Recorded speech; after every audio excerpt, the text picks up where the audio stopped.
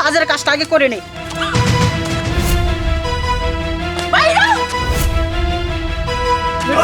বাইরে হকিনের পোলা আমার। জঙ্গলে কেমনে আসলি? একটা থাপুর মারমু, খালি বড় ভাইদের থাপুরটা মারলাম না। জঙ্গলে কোনো কারণেই তো তারে নিয়ে আইছি। শোন, এই দলিলটা হচ্ছে আমার কাল। আমার স্বামী মরার আগে সব সম্পত্তি আমার ওই সৎ ছেলে লিঠুর নামে লেখা দেয়া গেছে। আমার মেয়ে কুকিলার নামে আর সাজ্জাতের নামে কোনো সয় সম্পত্তি কিচ্ছু লেখা জানাই। আমি যে একটা ঘরের বউ ছিলাম, আমাকে এক বিন্দু একটু সম্পত্তি দেয়া জানাই। এই দলিলটাই হচ্ছে আমার কাল। আর এই দলিলটা যদি না থাকে, তখন সম্পত্তি তোর লিটু ছেলে পাবে না। সব সম্পত্তি আমার সন্তানের থাকবে আর আমার থাকবে। তার জন্য এই দলিলটা আমি চুরি করে এনেছি। আজকে আমি এই দলিলটা ছুঁড়ে ফেলে দেব। দুলাভাই, তোর সঙ্গে আর তোর সন্তানের সঙ্গে পুরোটা বেইমানি করে গেছে। আরে সৎ ছেলের নামে সবকিছু জমি লিখে দিয়েছে।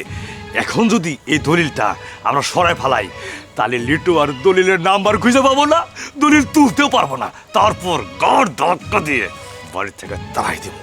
মালিক থাকবি তুই আর তোর সন্তান। বোন, আমার একটু একটু একটু দিস। Shut up! এই সম্পত্তি যদি আমারও হয়, তোরও হবে। আগে চল, কাজের কাজটা আগে করে নেই।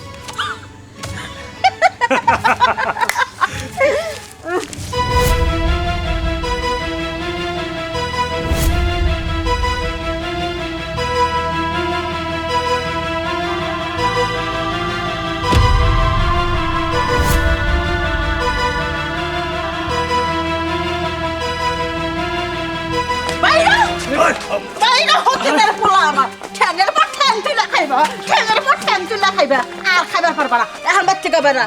আরে মা, তুমি এটা কি বলছো? কাকে বাকস, কাকে বাকস? আমি তোর সৎ মা, আমি তোর আপন মা না। তুই আমার হতিনের সন্তান।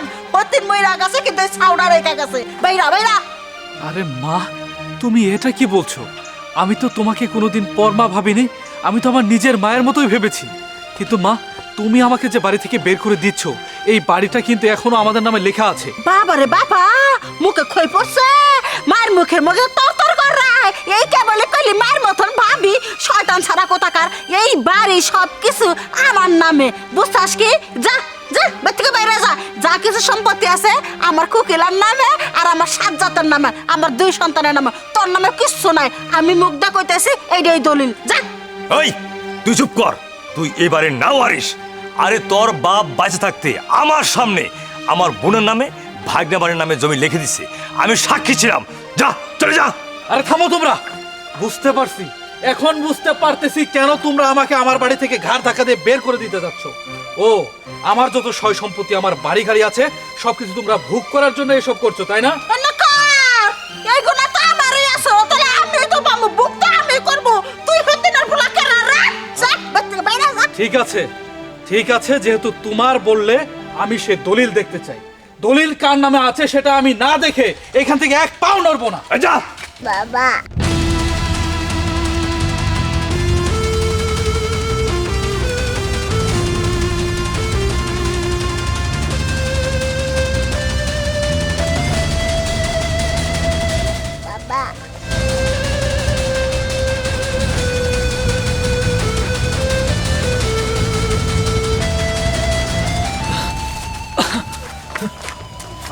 বাবা, কি রে, তুই এইখানে আইলি কেন?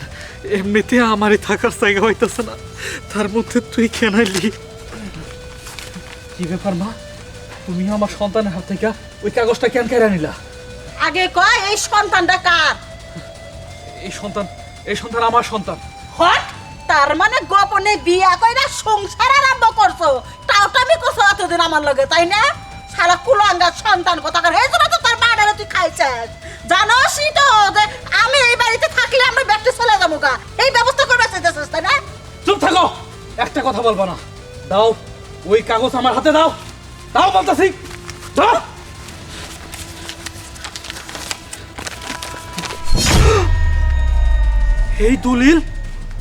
এই দলিল তো আমার বাজান আমার নামে লেখা দিয়ে গেছে।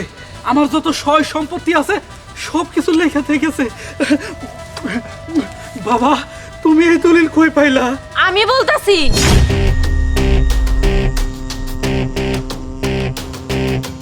Oh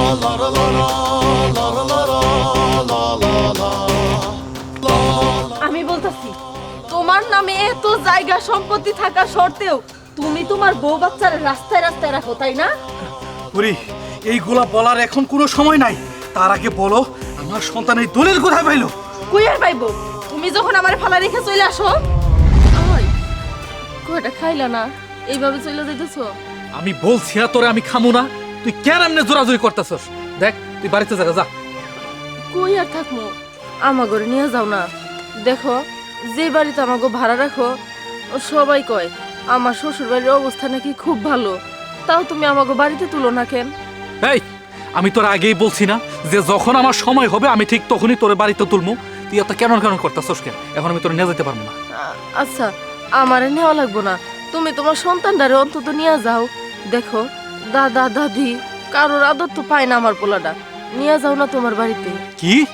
তোরে সন্তানরে নিয়ে আমি আমার বাড়িতে যাবো? আরে আমি তোরে বিয়ে করছি, এখন আমার বাড়িতে কেউ জানেই না। আমি আমার সন্তানটা বাড়িতে নিয়ে যাই, আমি জানান দিব, তাই না? আমি একটা ঘুরপেসের মধ্যে পড়ে যাবো? খবরদার, আমি যতদিন পর্যন্ত তোরে আমার বাড়িতে না নিয়ে যাইতাছি, মনের ভুলেও যদি তুই আমার ওইদিকে এক পাও বাড়াস, তাহলে কিন্তু তোর খবর আছে বলে দিলাম। থাক তুই। আরে আমার সন্তানটা নিয়ে যাও না।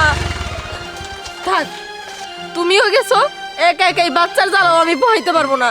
যদি বাপ হয়ে তুমি না খোঁজ রাখো, আমি রেখে কি করবো? হ্যাঁ, আমার পোলা কই গেল? হ্যাঁ হ্যাঁ, বাবা বাবা। তার মানে আমার প্রত্যেক সম্পত্তি, আমার বাপের হারানো প্রত্যেক সম্পত্তি আমার সন্তান উদ্ধার করে দিল। তোমরা কি ভাবছিলা? তোমরা ভাবছিলা যে আমার বাপের লেখা এই দলিল তোমরা লুকাই রাখবা, এক জায়গায় ফলাই দিবা, আর সেটা আমি খুঁজা পাবো না। না, আল্লাহ আমারে মিলাইছে। শোনো, তোমরা একটা ডাইনি, তোমরা আমার বাড়িতে থাকতে পারবা না। না না, এই 2 বছরের একটা বাচ্চা এই বেগুনের দলিল এনে বাবার হাতে দিল।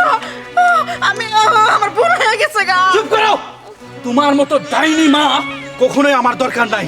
পরি, তুমি কি বলো? আমি এদেরকে আমার বাড়ি থেকে এক্ষুনি বের করে দিব।